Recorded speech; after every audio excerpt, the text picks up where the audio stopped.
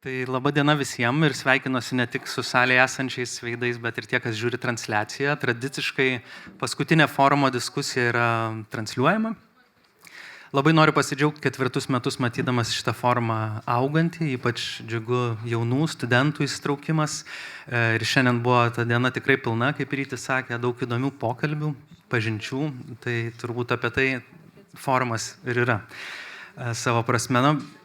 Siūlau visiems įspilt vandens, nes yra karšta, bet tokia tema šiandien mūsų, tai tas karštis visai ir prakaitas tinka. Nuo 2022 metų vasario nepaliaujamai žiniasklaidos antraštėse mes matome klausimus, kaipgi yra Lietuvos kariuomenė ir spec tarnybos pasiruošusias galimai karo grėsmei ar iškilusiai ekstremaliai situacijai, kaip muziejai apsaugos įvairias savo meno vertybės, yra patvirtinta kultūros meno apsaugos strategija ir planas. Na ir, žinot, klausimas iškilo šios diskusijos labai natūraliai. Norėčiau sakyti, kad jis yra savalaikis, bet turbūt turėjo jis kilt gerokai anksčiau. Kaipgi yra žiniasklaida, atsakinga už visuomenės jauseną, už visuomenės informavimą, pasiruošusi galimai ekstremalios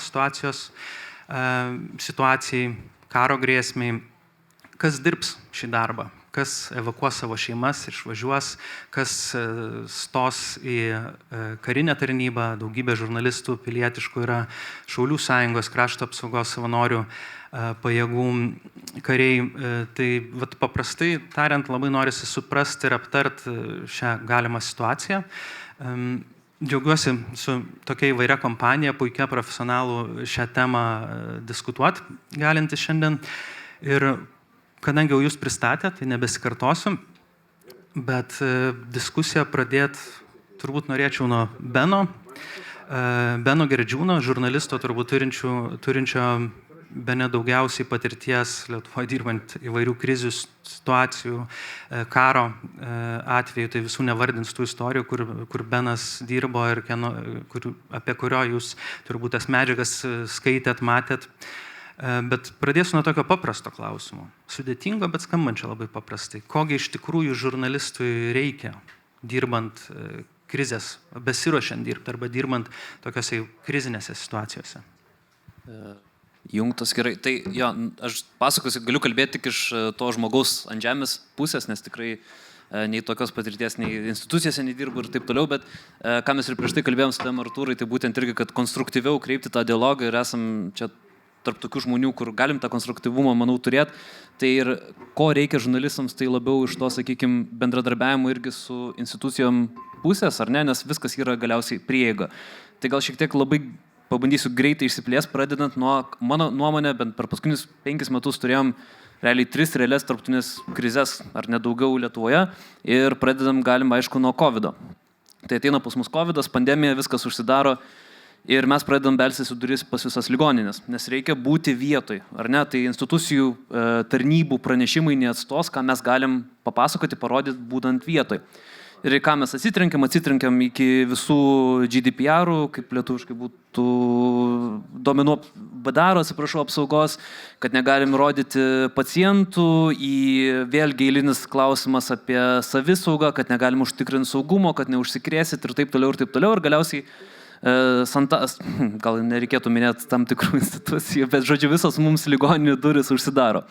Argumentuojant taip. Ir kas galiausiai pradeda daryti, mes pradedam baladoti per duris tiesiog per asmeninius kontaktus, žiūrint, kas mus kur gali įsileisti, nes galiausiai įrodyti reikia. O tuo tarpu, kol mes beldžiamės į visas duris, dezinformacija, fake newsas, viskas plinta tiesiog žaibiškų greičių. Man apie 2 pandemijas COVID metu mes turbūt jau net tą terminą girdėjau naudojant 2 pandemijas, ar ne?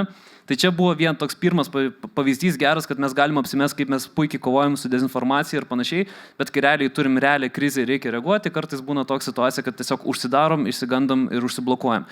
Antra krizė - migrantų krizė, ar tiksliau norėčiau sakyti pasienio krizė, ar oficialiai labiau žinoma kaip migracijos krizė. Tas pats variantas, kuomet realiai jau tampa kažkokia labai aktyvi krizė, kur reikia reagavimo ir iš karto, ką mes gaunam, tai Lenkijos pavyzdžiui sekame, uždarome pasienį, esame kaltinami, gauname skambučius iš tam tikrų žmonių, kad negalima taip kalbėti, kad reikia vienytis ir čia atremti hibridinės grėsmės, trūksta elementariai netgi palaikymų iš tokių institucijų kaip Lietuvos žurnalistų sąjunga, kur tiesiog priemam taip kaip de facto ataką ir mes, žodžiu, turim nebūti ten, nerodyti, kas vyksta. Tuo tarpu vėlgi prasideda jau suplanuota propaganda iš Baltarusijos pusės ir vėl elementariai, kai institucijos užsidaro, mes atidarom terpę, tiesiog kai mūsų ten nėra, kažkas kitas užpildo tą eterį. Džiaugiuosi, kad galiausiai viskas pajudėjo geresnę pusę, prieiga buvo suteikta, viskas vėlgi, ką gal vėliau paliesim, yra žaidimo taisyklės, labai dažnai žmonės įsivaizduoja, tiksliau iš institucijų pusių, kad jeigu mes įsileidžiam spaudą, tai de facto reiškia, kad tiesiog atvaro kažkokią, nežinau, nuotykį ieškotojai su kamera ir pradedam beleką daryti ir tu nei sukontroliuosi ir jie ten kažką nežinia, ką parodysi. Ir tai pagerėjo tą gerą pusę ir ką tikiuosi gal dar paliesim, kad galiausiai, kai atsidarė tas accessas, ta prieiga, kiek žmonių iš tiesų žurnalistų pasinaudojo tą prieigą, man atrodo vienetai. Taip pat ir su save dažnai užsicenzuruojam. Ir žinoma, tada klausimas, kas būtų tai trečiai realiai labai dideliai krizėje atėjus į Lietuvą, kaip atrodytų tuo metu darbas su kariuomenė, su kažkokiam kitom institucijom, kai jau reikėtų greitai reaguoti. Ir čia, manau, tas klausimas, kurį šiandien ir daugiau turbūt panagrinėtume. Po Ukrainą dar grįšiu galbūt vėlesniam diskusijos etape, nes jau čia 3-4 minutės plėpų matau. Tai ačiū. Įdomu. Tomai, gal tada kreipšiuosi į tave. Iš tikrųjų, aš atsimenu tą laiką, kai ir mes su Benu pradėjom važinėti į Ukrainą, dirbti 2014 metais, kaip draugas skolina liemenę, kitas skolina ten antkelius nuo rėdučių, kad nieko nebuvo. Ir nebuvo, aišku, ir apmokymų nebuvo, bet gal tu kaip ūkio dalies vadovas, visuomeninio transliuotojo, gal gali papasakot, koks pasiruošimas vyksta ir koks tai yra iššūkis paruošti, sakykime, organizaciją veikti tokiam situacijom?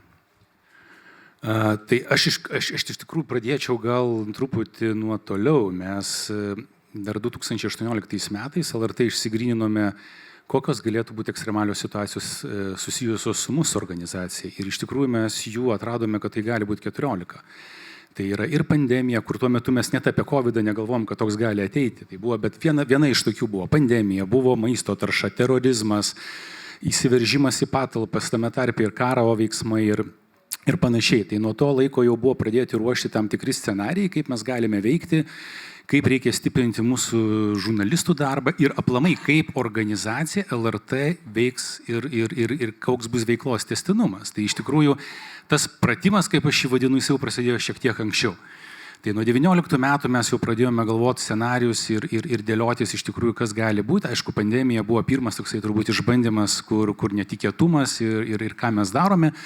Kitas žingsnis, aišku, tai yra karas. Ir čia yra turbūt irgi vienas iš tokių dalykų, ką mes šiandien turbūt ir kalbėsime, kaip mes ruošiamės ir kokia yra bendrai visų yra suinteresuotų kitų šalių ir institucijų irgi bendras dalyvavimas. Tai ką mes galbūt iš savo pusės esam padarę, tai šiai dienai labai, sakyčiau, neblogai tikrai aprūpinę savo žurnalistus įvairiausiomis priemonėmis, tai yra ir balistiniai šalmai, ir specialios liemenės neperšaunamos, ir dujokaukės, ir kita įranga, sakykime, kuri reikalinga yra dirbti karštuose taškuose. Lygiai taip pat turėjome labai tokią, sakyčiau, irgi vaizdžią pamoką 21 metais, kuomet vyko riaušės prie Seimo ir, kaip žinote, dauguma tikrai žurnalistų buvo nukentėjusių, tame tarpe ir LRT žurnalistai nukentėjo. Tai vėlgi dabar turime pasiruošę atskiras priemonės, tai yra ir specialios kepurės, kur jos yra, kaip sakyti, jeigu su lasda kažkokia, tai ar kažkokiu pagaliu duotum per galvą, nieko neatsitiktų, neperduriamos liemenės ir aibė tokių visokių, sakyčiau, priemonių, kurios užtikrina, bent jau kiek įmanoma, užtikrina saugesnį žurnalistų darbą. Bet vėlgi, čia yra kiti dar klausimai, yra scenarijai, kuriuos mes dėliojame. Ir scenarijai yra susijęs su karu, yra scenarijai susijęs su Astravo atominė elektrinė, kuri vėlgi yra pakankamai, sakyčiau, turbūt reali grėsmė mums ir kaip mes dirbsime ir kaip mes užtikrinsime veiklos tęstinumą būtent šitomis sąlygomis. Kaip būtų dirbama diena, kaip būtų dirbama naktį, kaip būtų dirbama, jeigu vis dėlto Vilnius būtų paskelbtas nešvaria zona, nešvarių miestų reiktų keltis kažkur. Tai šiai dienai yra sudaryti planai, mes turime labai aišku planą, ką darytumėm būdami Vilniuje, turime slėptuvės pasirengę, jas dabar plečiame, lygiai taip pat kaip mes kraustumėmės į Kauną. Ir Kaunas yra turbūt ta vieta, kur perkeltumėme savo veiklą. Bet čia dar kyla kiti klausimai man, nes vėlgi, mes čia kalbame daugiau apie tai, kaip pati LRT ką daro ir aš ką jaučiu, kad tam tikros pagalbos ir daugiau gal kompetencijų netgi iš institucijų mes mažai gauname. Aišku, šita problema nėra vien tik tai turbūt problema mums, kaip LRT, kaip Lietuvai. Turėjome neseniai prieš 2 savaitės irgi susitikimą su 3 Baltijos nacionaliniais transliuotojais, latviais, su estais. Ir mes jau pradėjome dabar koordinuoti savo veiksmus, kaip mes dirbtumėm atėjus X dienai per visas 3 Baltijos šalis. Ir abidvi šalis, tiek Latvija, tiek Estija, lygiai su tom pačiom problemom susiduria, kad iš institucijų mes neturime informacijos, neturime pasirengimo, kaip mums reiktų dirbti. Tai viskas, kas vyksta, tai daugiau vyksta toksai, sakykime, kaip mes patys suprantam, kiek mes iš ukrainiečių esam pasimokę ir, sakykime, daugiau iš savo tokio supratimo, kaip reiktų dirbti tokiomis sąlygomis. Bet klausimas yra kitas, ar vis dėlto institucijos neturėtų kažkaip bandyti koordinuotis tarpusavyje, lygiai taip pat įtraukti ir žiniasklaidą, nes pagal visuomenės informavimo įstatymą mes esam ta žiniasklaidos priemonė, kuri turėtumėm informuoti apie visas ekstremalias situacijas ir būti tuo pagrindiniu šaltiniu. Ir kol kas atsakymų mes negauname, mes jau beveik 3 metai su skirtingomis institucijomis tuo klausimu bendraujame ir čia yra turbūt didelė spraga, apie ką turbūt reikėtų ir šiandien šnekėti, kaip mes visi bendrai integruojamės, lygiai taip pat ir komercinė žiniasklaida. Klausimas irgi, ar atėjus X dienai, ar kažkaip bus prisidėta, ar vis dėlto čia tik tai LRT vaidmuo yra. Tai mes, sakykime, šiai dienai, manyčiau, esam tikrai neblogai pasiruošę, bet visi tie scenarijai, kuriuos mes dabar, sakykime, taip simuliuojam, bandome, jie yra daugiau popieriniai. Ir kaip rodo praktika, ir kaip rodo, reiškia, kolegos ir ukrainiečiai, ką mums pasakojo, tai atėjus realiai dienai gali visi tie scenarijai tiesiog būti visiškai kitokie. Tai čia turbūt yra vėlgi mokymai, periodiški mokymai darbuotojų, kaip reiktų elgtis neapibrėžtumo sąlygomis, nes visų scenarijų tiesiog mes neapsirašysim, mes nežinosim, kaip elgtis. Tai mes tik tai galime bandyti kažką tai simuliuoti. Bet aš tai daugiau kreipčiausi irgi ir į institucijas, kad ta pagalba jinai labai reikalinga iš profesionalų, ar tai būtų kariuomenė, ar tai būtų krašto apsaugos ministerija, ar būtų VRM-as, ar būtų vyriausybės kanceliarija, bet turėtumėm kažkaip bendrai pradėti koordinuoti veiksmus. Ačiū už tokį išsamų atsakymą ir man atrodo pavėlėti labai svarbių temų, kaip bendradarbiavimas, pasiruošimas, vidinė organizacijos pasiruošimas ir mokymai įvairūs, resursų turėjimas. Gal Vaido, tai pratęs truputį ir apie 15 minučių komandos redakcijos jūsų. Ačiū. Mes kaip privati organizacija kažkokių neįstatyminių funkcijų, nei privilegijų, nei finansavimų neturime, bet mes savo organizacijoje esame vadovų lygmenių, turbūt šių metų pradžioj nutarėm rengti planą ir šiuo metu jį rengėme. Gana konkretų planą, pasirengimo krizėms planą ar atsparumo planą, nebūtinai svarbu, kaip jis bus pavadintas. Ir kai mes jį pradėjom rengtis, aišku, lygiai taip pat kaip ir kolegos, pirmiausia, žiūrėjome į Ukrainos patirtį, ukrainiečių patirtį, kas galėjo vykti panašiose redakcijose neprasidėjus karui. Tai supratome, kad pirmas dalykas yra, kad tu gali turėti patį tobuliausią planą, bet jeigu žmonės toje organizacijoje bus pasimetę dėl savo asmeninės aplinkos, artimiausios aplinkos, tai tie planai subliukšnės, visi išsivažinės ir rūpinsi savo artimaisiais. Tai mes suskirstėme savo planą į 2 dalis.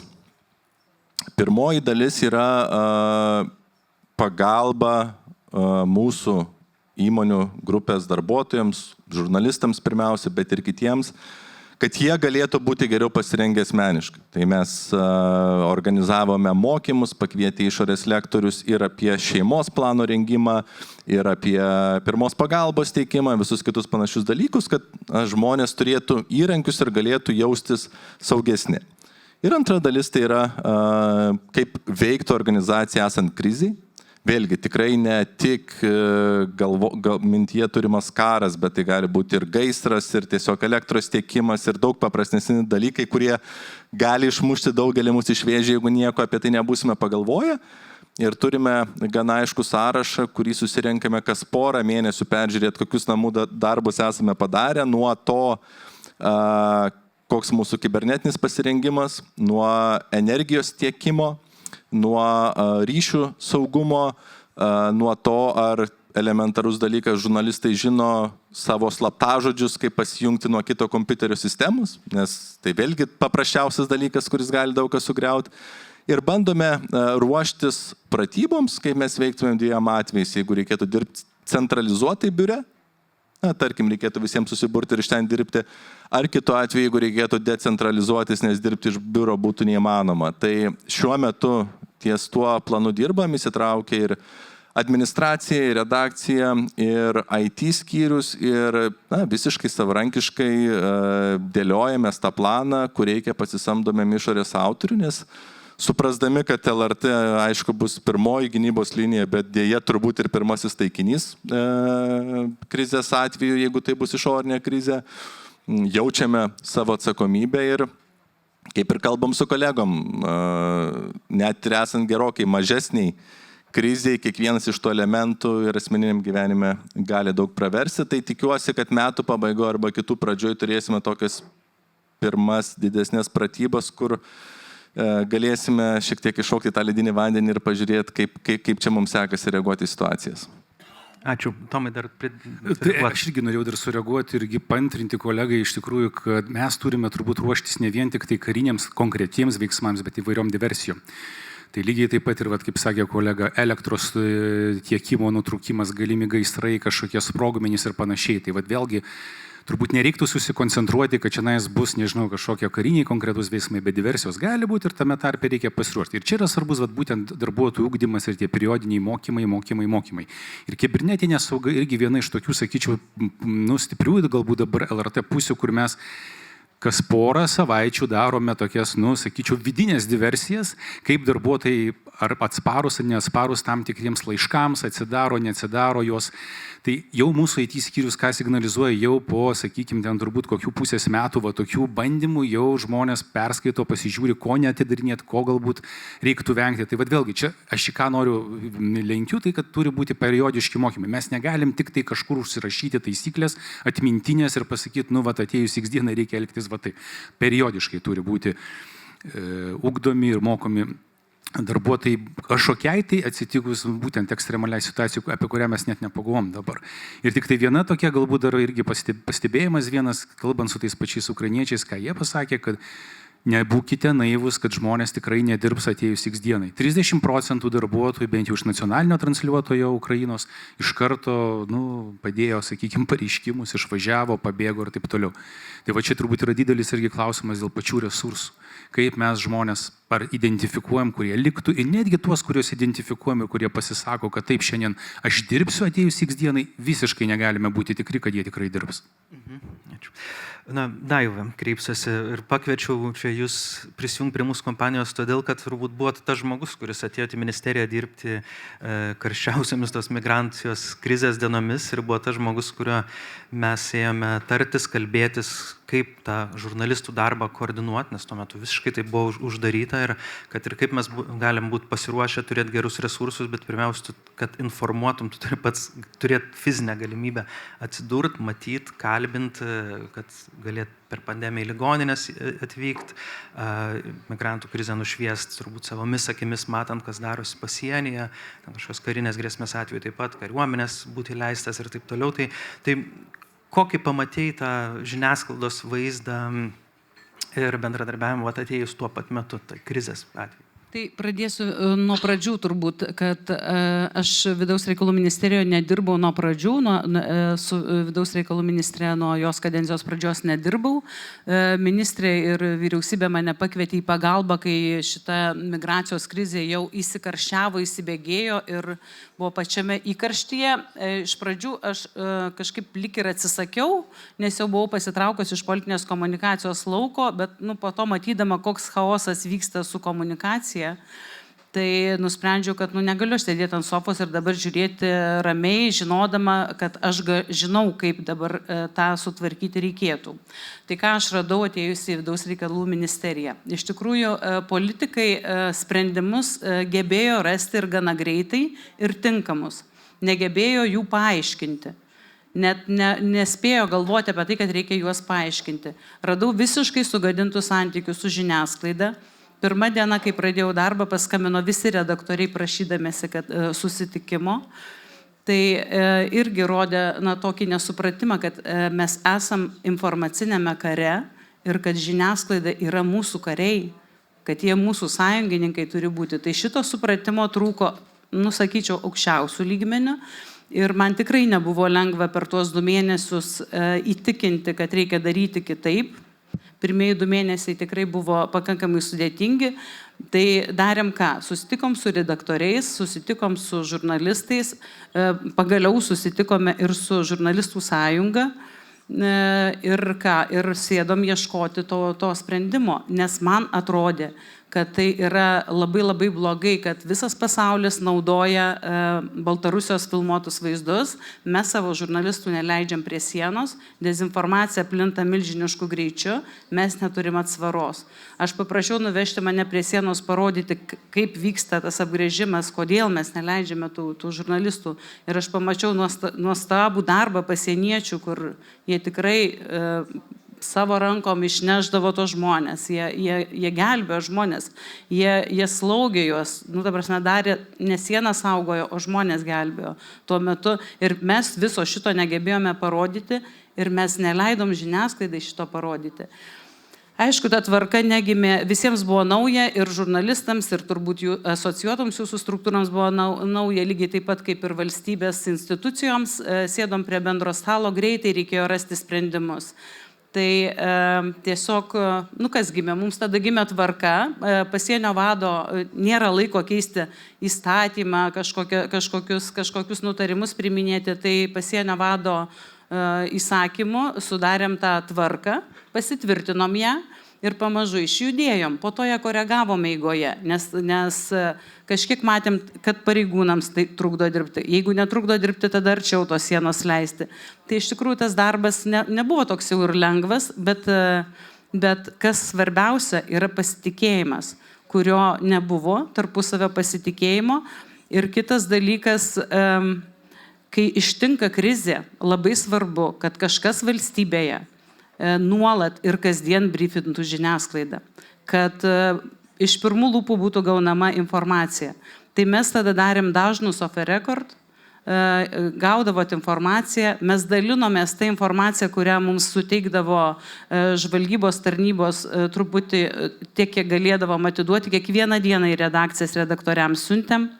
Mes pasikvietėm Šaulių pelėdų būrį ir sukūrėme hibridinė ataka.lt tinklapį, kur dėjom visus vaizdus ir nuotraukas ir iš ten galėjo imti ir užsienio žiniasklaidą. Vyriausybėje pradėjo dirbti Viktorija Urbanavičiūtė, grįžusi iš Briuselio.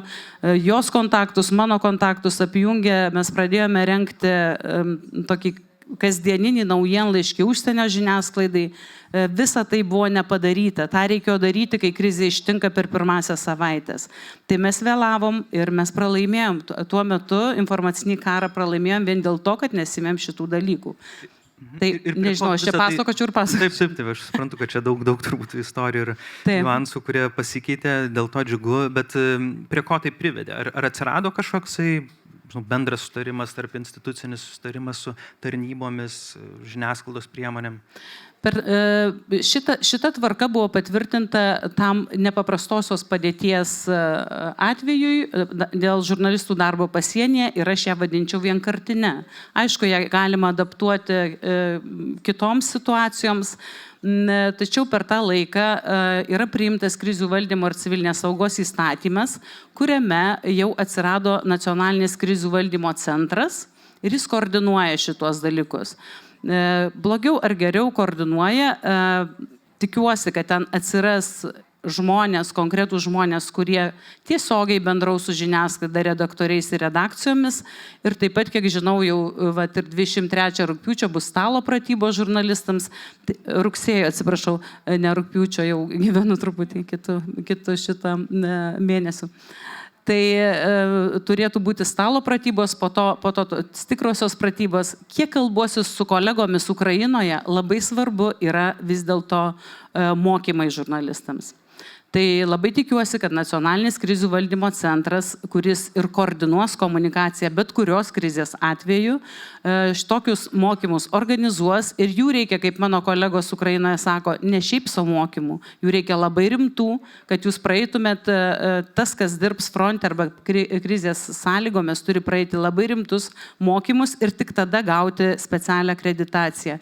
Taip pat turėtų praeiti kiekvienas žurnalistas ukrainiečių teigimu medicinės pagalbos, pirmosios medicinės pagalbos kursus. Tai visi šitie sprendimai gimsta, jie yra, bet aš ko dar labai tikėčiausi vis tik tai ir iš pačių redakcijų to noro, turbūt ne kiekvienas, kad atskirai ir savarankiškai spręstumėt, bet reikalauti gal, nežinau, ir žurnalistų sąjunga ar žurnalistų profesionalų štai asociacija, kuri naujai įsikūrusi, kad kiekvienas redaktorius irgi teo laiko tiek vaikščioti ir tartis gal ir neturi, bet kad bendri tie sprendimai turėtų gimti ir jie gimsta tariantis. Ukrainiečiai darė taip, kai prasidėjo karas. Kai prasidėjo karas, jie suprato, kad nėra laiko visuomenės informavimo įstatymo keisti, tai reiškia jų gynybos ministerija, kaip mūsų kamas, ministro įsakymu, susėdė su žiniasklaidos priemonėm, sutarė, kaip visa tai vyks, aprašė įsakymę ir visi vadovaujasi šitą tvarką. Pas mus dabar mes įsivarėme į tokį gal nesusikalbėjimą, nes aš, kai dirbau su prezidente Dalia Grybauskaite komandoje, po 14 metų, po Krymo ir iš pačių žurnalistų buvo gimusi iniciatyva. Turbūt dar Vaidas gal prisimena, mes turėjom Valatkos ir Miliūtės ir paties turbūt organizuotą žurnalistų antipropagandistų klubą, kuris reguliariai, praktiškai kartą į mėnesį rinkdavosi prezidentūroje. Šitas formatas buvo, taip pat mes turėjome reguliarius off the record prezidentės susitikimus su redaktoriais, kurie galėdavo gauti informaciją iš pirmų lūpų ir žurnalistai žinojo, kas vyksta valstybėje. Nebūtinai citavo, bet žinojo. Dar vienas formatas, kurį mes darėme, žiniasklaidos forumus, kalbėdamėsi, kaip sustiprinti žiniasklaidą, suprasdami vaidmenį žiniasklaidos šitam geopolitiniam kontekste. Tai nežinau, gal ir dabar prie VGT prezidentūroje gali ir toks formatas būti, kur žurnalistai būtų maitinami informacija online, ar kaip čia pasakyti. Tai tie formatai gali būti įvairūs. Ir dar ne tik tai su žiniasklaida dirbama, mes dirbom su elfais, mes dirbom su nacionalinė žiniasklaida, su politikos apžvalgininkais, su regioninė žiniasklaida atskirai. Įvairūs tie formatai buvo ir man atrodo, kad to žinojimo buvo daugiau. Ir tuomet, kaip elgtis kriziniai situacijoje, gal to žinojimo taip pat buvo daugiau. Ačiū. Šitos diskusijos mano toks slaptas noras ir tikslas, kad atsirastų čia kažkoks tas impulsas, tiem bendriem sutarimam, turbūt tiem pokalbiam ar su vienai žurnalistų asociacijų ir institucijų, kad užsimegztų tą kalbą, nes atrodo, kad tikrai toks yra daug nežinomybės visose pusėse ir institucijose, valstybinėse, tarnybose ir žiniasklaidoje. Taip pačiu. Tomai, norėjai sureaguoti trumpai. Aš dar trumpą gal tokią repliką. Iš tikrųjų, dėl pirmos pagalbos kursų labai teisingai sakot, reikia ugdyti, mes lygiai tą patį darome ir darbuotojai mokomi yra pirmos pagalbos kursų ir aš labai džiaugiuosi, iš tikrųjų, kaip paminėjote, dėl krizių valdymo centro, kur jau ne kartą buvom kėlę klausimą, kada vis dėlto vyks realūs mokymai, realios stalo pratybos. Tai pagaliau rugsėjo mėnesį turbūt bus. Rugsėjo 23 man Darius Butas sakė, kad tikrai bus. Taip, tikrai jos bus. Nežinau dėl datos, ar čia galėjom pasakyti, kiek žinau, nežinau, bet sakykime, jos bus ir bus įtrauktos visos žiniasklaidos priemonės. Bet klausimas, ar jos tik neužsibaigs tomis vienomis stalo pratybomis ir viskas. Nes aš tai sakyčiau, mes turėtumėme periodiškai turbūt daryti tokius mokymus. Periodiškai susitikinėti su įvairiom institucijom. Šiai dienai bent jau, ką mes jaučiam iš savo pusės, kad esame palikti ir tikrai institucijoms mažai kas yra įdomu ir vieni pas kitus tiesiog siuntinėja. Tai galbūt intencija yra gera, bet kai tai būtų tiesiog tęstinumas ir kad tai būtų tvarus sprendimas, aš tai labiau tą siūlyčiau. Čia ne jums tiesiog aš reaguodamas, ką jūs suprantu, bet suprantu ir savo atsakomybę, nes aš buvau tas iniciatorius, kuris apie tai šitą klausimą visada kėlė ir kai atsirado nacionalinis krizių valdymo centras, jie puikiai supranta šitą savo atsakomybę. nes negali ir krašto apsaugos ministerija truputį daryti, ir VRM truputį daryti. Tam atsirado nacionalinis krizių valdymo centras. Jie turi koordinuoti visus šitos mokymus, juos turite spausti, kad jie tai darytų, jeigu nedaro tiesiog kaip pareigos netlieka, bet man atrodo, kad ten supratimo tikrai yra ir mes visi norime, kad kuo daugiau žmonių, o juo labiau žurnalistai, būtų pasiruošę ir žinotų, kaip veikti.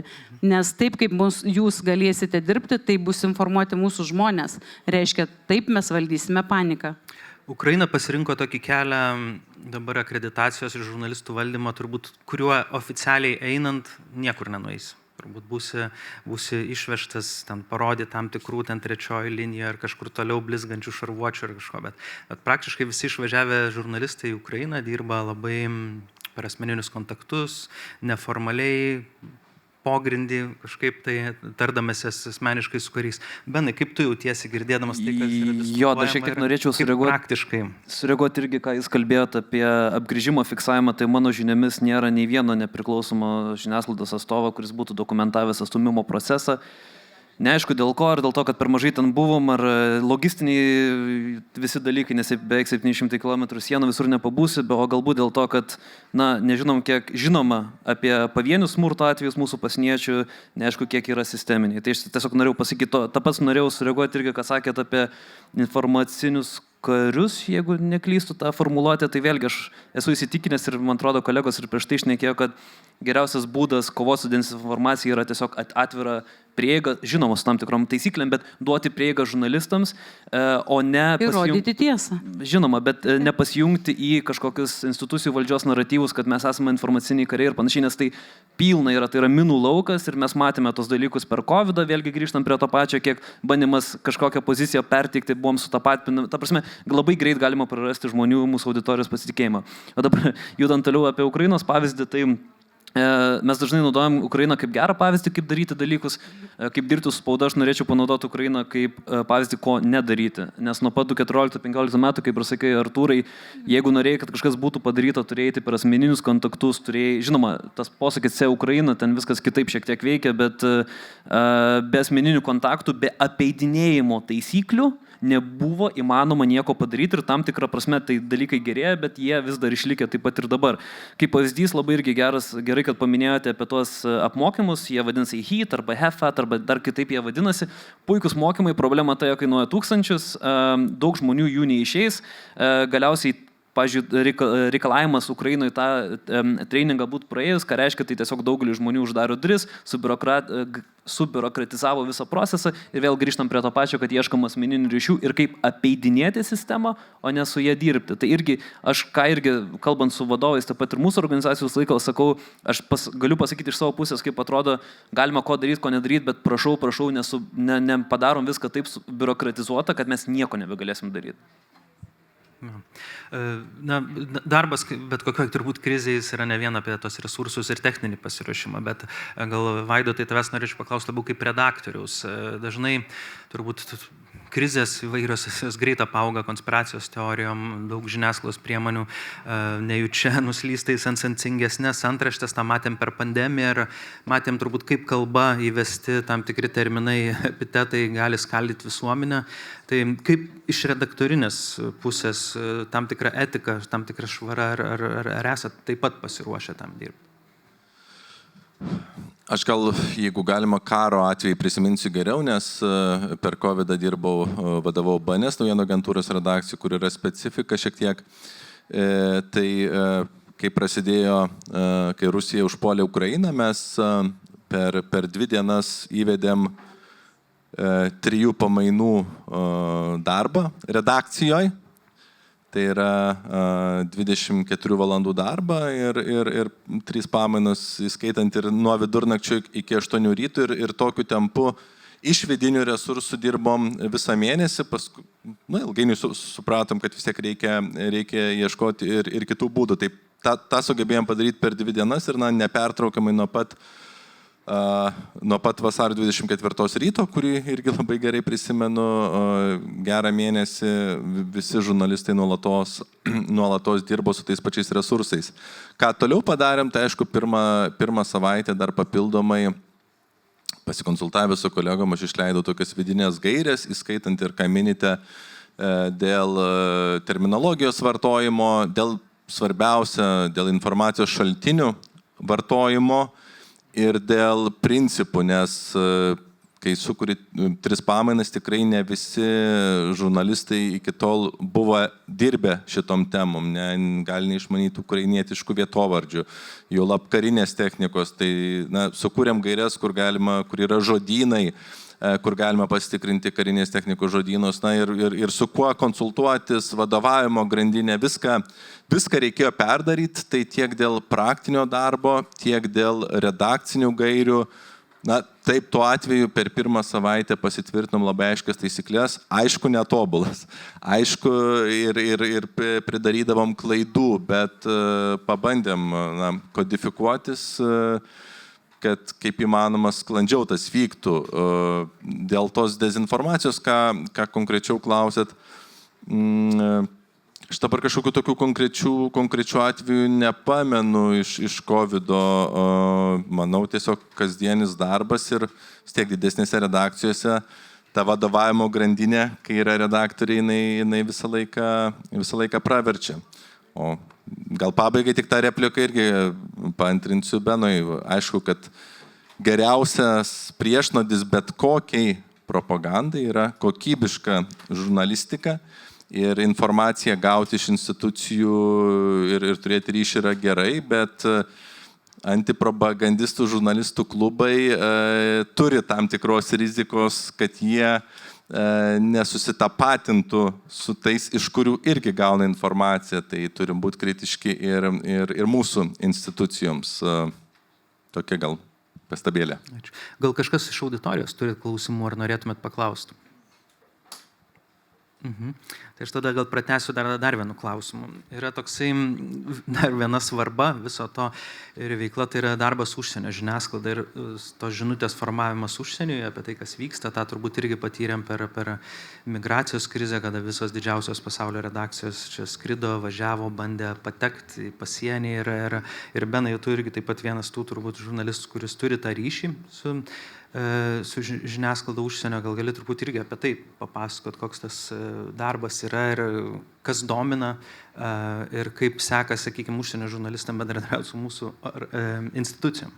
Tai iš geros pusės, kas irgi ypač, jeigu žmonės, kurie dirbė Ukrainoje, atvažiuoja ir sako, pas jūs galima tiesiog rasti e-mailus ministrų ir jiems parašyti, kai jie paprašo mums pagalbos organizuoti susitikimą, parašom, atrašo, suorganizavom, ačiū, o jiems ten kosmosas, nesako, kitur nuprieiti negalima. Pavyzdžiui, Ukrainoje nėra, gal jau pasikeitė, nėra viešų e-mailų, kaip sukontaktuoti kažkokį vieną ar kitą ministrą. Mistika, tiesiog per vėl tas asmeninis pažintis. O iš tos kitos pusės buvo įdomių, pavyzdžiui, irgi elementariai, atsimenu, žurnalistai iš Italijos pati nusėdo ir nuvažiavo prie to pasienio, gavo baudą, kad ten nelegaliai buvo, bet sako, tai kur ta jūsų krizė, sako, mes nematom tų srautų. Tai irgi toks labai reikia dirbti su tai žmonėm, ta prasme, paaiškinti ir būti kartu ir visą kitą. Galbūt dar šiek tiek irgi išsiplėščiau į Ukrainą, kad noriu pavyzdį paminėti, kad juokingiausia buvo tas, kad apie 12 valandų Ukrainos viena regioninė administracija, net kariuomenės atstovai galvoja, kad aš dirbu BBC. Ir nežinau kodėl, pirmą kartą gyvenime gavau skambučius į savo telefoną, kurie kvietė kažką. Parodysi, nuveš mane, pakalbė panašiai. Kai aš taip atsargiai pasakiau, kad ne visai tiesa, kad dirbu BBC, tai jie paskui ne tik nebeskambino, bet ir nebekėlė mano ragelio. Ir tas pats netgi būna su ukrainiečių regioninė spauda. Laukia įvažiavimo į frontą, paskambina brigadas kažkoks oficierius, sako, turit užsieniečių? Neturim. Tai paskambinkit, kai turėsit. Tai šita yra irgi labai, mes žinoma, institucijos turi balansuoti, ką įsileidžia, kaip įsileidžia ir panašiai, bet tas bendradarbiavimas, kažkoks turi būti taisyklių sukūrimas ir sistemos atverimas, kad mes joje galėtume dirbti, nes kitaip vėlgi grįžtu prie to, ką aš čia taip kartojau ne vieną kartą, kad jeigu sistema neveikia, tiesiog bandai rasti skylių ir kaip ją apividinėti ir viskas. Aš gal papildydama apie ukrainiečių tas taisyklės, kurios yra patvirtintos gynybos ministro įsakymu, kaip man kolegos minėjo, tai ten yra daug įvairių dalykų. Aš nežinau, ar mūsų žurnalistai, pavyzdžiui, sutiktų su tokiom taisyklėm ir jas pasirašytumėt. Ten yra taisyklės ir dėl tiesioginės transliacijos, kad negalima, ir dėl 3 valandų embargo, bet visą tai sako, kad negali. Ir kiekviena grupė žurnalistų lydi tas press officer, kur prie kiekvienos brigados yra, reiškia, tas karininkas, kuris dirba su spauda ir jis tau gali pasakyti, ištrink šitą vaizdą, nes čia matosi medis, pagal kurį mus gali identifikuoti ir tu turi klausyti. Visos šitos taisyklės yra ten numatytos, kaip ir dėl aprangos, kad tu negali kamufliažais rengtis, tu turi rengtis civiliais ten šitais dalykais, tu privalai turėti, būtent šitą medicininę parengtį, tave turi lydėti pirmą fikseris, tas vadinamasis, kur redakcija samdo jį. Vietinis, kur žino gyvenvietę. Antra, turi nurodyti lokaciją, kurioje dirbsi. Mes irgi to prašėme pasienyje, nes tu negali, kaip yra daug kilometrų. Suteik prieigą prie visos. Jo, ir būtent ten lydi. Ir trečia, turtingesnės redakcijos dar turėdavo savo saugumo patarėją. Turtingesnės redakcijos ir šarvuotas mašinas ten turi.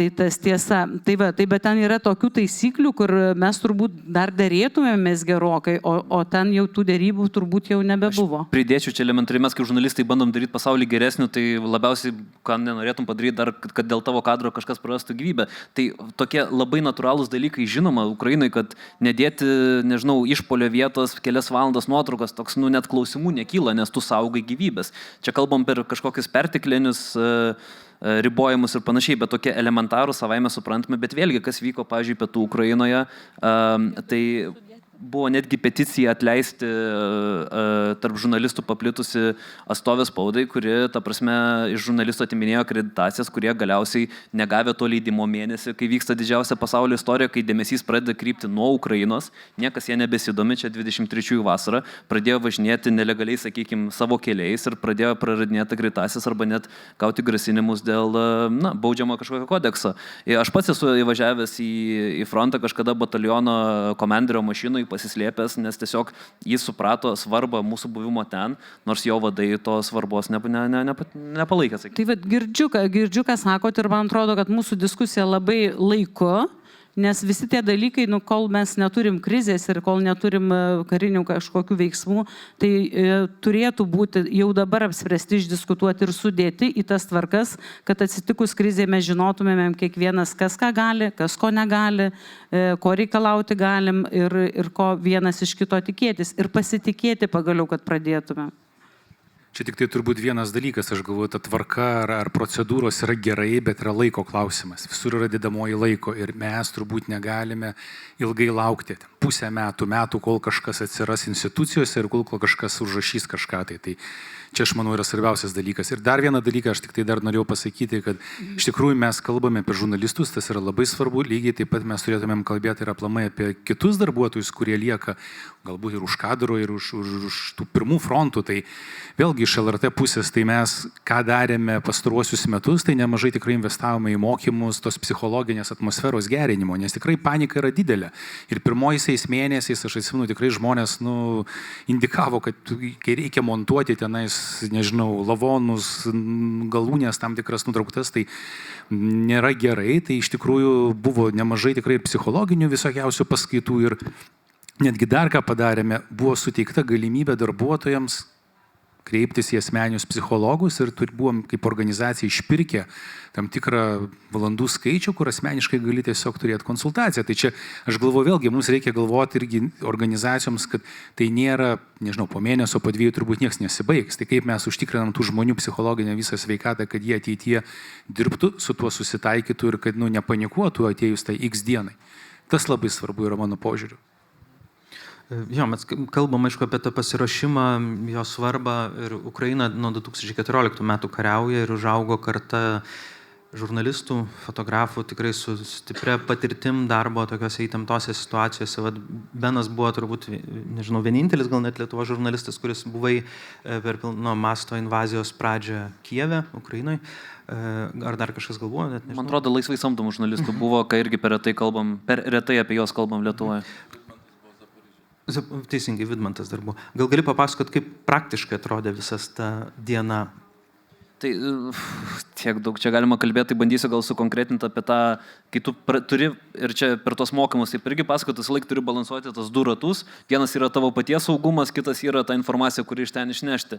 Ir yra paprastai svarbus užnugaris ir pasiruošimas, kad galėtum daryti tą informaciją, vietoj to, kad jaudintis, kaip pačiam išlikti saugiam ir tą balansą reikia rasti, žinoma, labai svarbus, kad mes irgi organizacijai, žinau, irgi po truputį įvedam ir komunikacijos planavimą, saugumo planavimą, tai yra tiesiog procesai, kurie nebūtent nesubiurokratina viską ir uždaro tau galimybę dirbti, o tiesiog tau nuėma dalį streso, kad tu nesi vienas ir tu gali susikoncentruoti savo darbą. Tai gal tiek trumpai, nes papasakotum ir praktiškų kažkokių situacijų. Praktiškos dienomis. Pirmomis dienomis tai vėlgi, tai elementarus, kai irgi kalbam apie logistinį planavimą, nuvykimas iš taško A į tašką B bus problema. Mes kelias dienas iki karo pradžios turėjom pokalbį su mano redaktoriumi Jaskevičium, kad ką darom dėl automobilio. Sakau, tuoj pažiūrėsiu, kas gali vairuoti. Perėjau per 6 žmonės, kurie sakau, žiūrėk, netikim, kad bus tas scenarius, bet kas jeigu rytoj krenta bombos Kijeve, ką tu darai, tu tikrai su manim dirbsi, sako, ką tu juokauji, aš aišku šeimą išvežinėsiu. Tai perėjau per 6-8 žmonės, tada sakiau Jaskevičiui, kad, nuomoja mašiną, nes kitaip mes dirbti negalėsim. Tai jeigu mes nebūtume išsinuomavę tos mašinos, kuri kainavo netiek ir mažai, nebūčiau galėjęs dirbti pirmom dienom. Tai elementariai toks paprastas logistinis planavimas jis yra reikalingas. Ačiū. Gal dar kreipsiuosi, gal kas nors klausimą, kokį turėtų? Maybe like to ask something. Okay. Yeah. Jo, aš dar, žinai, galvoju, tokia mintis man dabar atėjo, kad kaip labai yra svarbu, kad tose valstybės institucijose vis tik tai dirbtų žmogus su žiniasklaida, kuris išmano žiniasklaidos specifiką. Nes dabar galvoju, tai jeigu aš būčiau nesutikus ir netėjusi tą VRM tada, nesugrįžus, tai kažkaip to supratimo, nebuvo, ten nebuvo supratimo. Ir aš nežinau, ką jūs toliau būtume darę, nes aš suprantu, kad jūs darėte jau žingsnius. Iki man ateinant. Ėjote kažkur ir vyriausybėje kalbėtis, ir ministerijoje kalbėtis, ir kažkaip to supratimo nedaugėjo. Tai sakau, man kainavo pastangų praktiškai 1,5 mėnesio įtikinti. VRM tai lengvai įtikinau, bet kai reikėjo man jau tos žalios šviesos, kad galėčiau bent pradėti kažkokias dėrybas su žiniasklaida dėl važiavimo prie sienos, tai man ją reikėjo išsikovoti. Tai dėl to sakau, kad labai svarbu, kad visose institucijose, kurios organizuos žurnalistų darbą krizės atveju, karo atveju, dirbtų žmonės, kurie supranta žiniasklaidos darbą ir specifiką. Ačiū. Turbūt svarbu tos tiltus megzti tarp... Taip.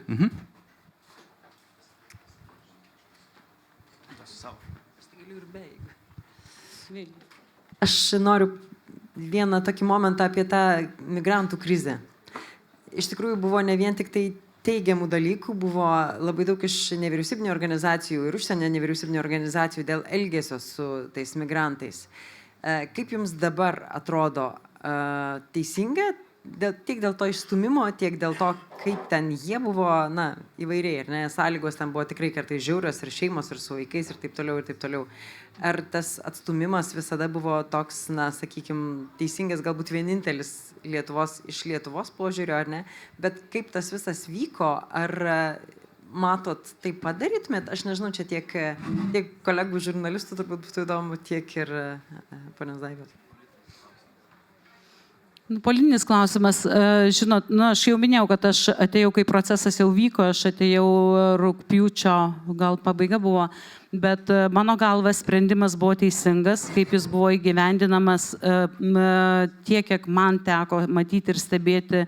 Aš tikrai dėkinga pareigūnams, kad jie tom sąlygom, kurias turėjo ir sieną saugoti, ir žmonės gelbėti, ir socialiniais jų poreikiais rūpintis, tai nuo šiol dabar taip nebus. Nes socialiniais poreikiais ir visais kitais dalykais turi rūpintis tas, kas turi rūpintis. Dabar jau įsteigta speciali agentūra, kuri socialinės apsaugos ir darbo ministerijos pavaldume pareigūnai turi saugoti ir ginti sieną. O rūpintis pabėgėlių poreikiais ir integracija turi visai kitos tarnybos. Tai aišku, kad dabar darytumėm kitaip, nes dabar ir pajėgumus turim kitus. Tai tikiu, kad taip. Ir kad mes šitas pamokas, kurias gavome, išmokom. Ir turbūt, kad kažkiek kitaip veiktumėm, bet kad sprendimas buvo teisingas, tai aš neturiu abejonių. Tai turbūt padėkosiu visiems, labai kažkaip palinkėsiu, kad tie tiltai būtų statomi tarp žurnalistų. Pirmiausia, kad pati žurnalistų bendruomenė turbūt keltų tos klausimus, vieni kitus palaikytų ir aišku, kad įvyktų tos pažintys, kurios vestų į tokį bendrą pasitikėjimą su valstybinėm institucijom, nes turbūt tokių situacijų atveju mes esam, turbūt tuo pačiu užsiemam ir visi dirbam vardan kažkokio didesnio gėrio. Tai ačiū labai visiems, kad paklausėt kantriai, kad